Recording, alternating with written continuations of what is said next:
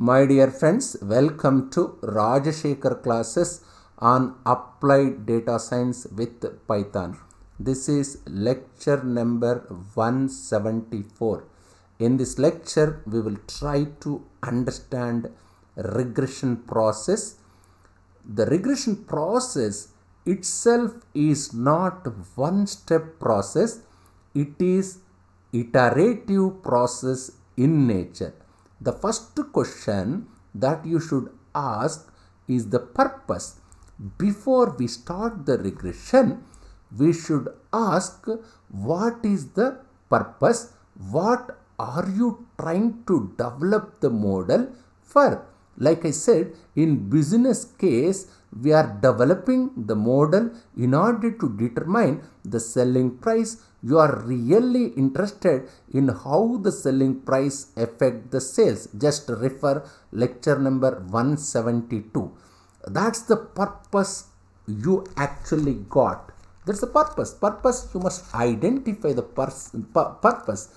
In the case of engineering, we estimated the purpose is to estimate mechanical strength of polymer. This also I discussed in lecture number 172. So the purpose for each thing has to be well defined. Then that leads to your selection of variables. Yes, there must be variables. I discussed different types of variables, selection of variables, or choose a set of variables. I will repeat. So the purpose for each thing has to be well defined. Then that leads to your selection of variables, which is the output variable that you want to predict, and what are the input variables that you think are going to affect the output variable. And so you choose a set of variables and take measurements, get a sample, do design of experiments to get the meaningful data. Once if we have the data, we have to decide the type of the model. I already defined what is a model. When you say type of model, it is a linear model or non-linear model. We define what is linear model and non-linear model in my previous lectures. So let's say we have chosen one type of model, then you have to actually choose type of method that you are going to use in order to derive the parameters of the model or identify the model. Once you have actually done that, unfortunately, when you use method, it comes with bunch of assumption associated. You would like to validate or verify whether the assumptions we made in deriving this model in deriving this model are correct, or perhaps they are wrong. This is done by what we call residual plots or residual analysis. We will examine the residual plots to kind of judge whether the assumptions we made in developing the model are acceptable or not. Sometimes you might have also few data. Your experimental data may be very bad, but you don't know a priori. You would like to throw them out. They might affect the quality of your model, and therefore you would like to get rid of these bad data points and only use those good experimental observations to build the model. How to identify such outliers or bad data is also part of the regression. You remove them and then you actually redo the exercise. Finally, you want to develop the model.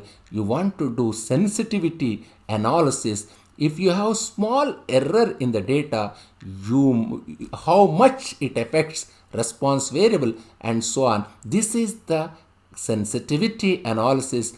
Or if there are many variables, you would like to ask this question: are all variables equally important? Should I discard one of the input variable? So these are things that you would do once if you have built the best model that you can from the given data, and set of the variables chosen, then you proceed further.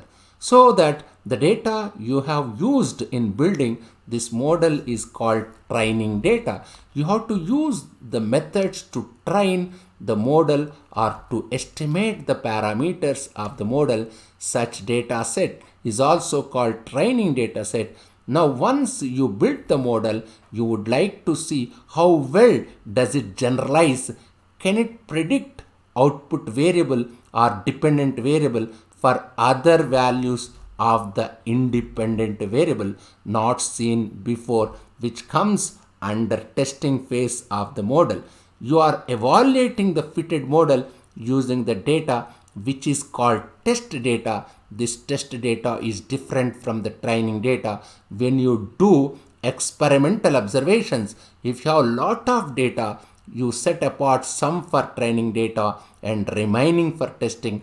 Typically 70 or 80% data, experimental data used for training, are fitting the parameters, and remaining 20% used to test the model. This is typically done if you have a large number of data points. This is important. This ratio is important. Evaluate fitted model, find out how well the model predicts the data that is not seen before, and once if you are satisfied with them, you can stop the process. Otherwise, just you must continue the process again from formulating the problem. This is the basic flow chart. This is an iterative process.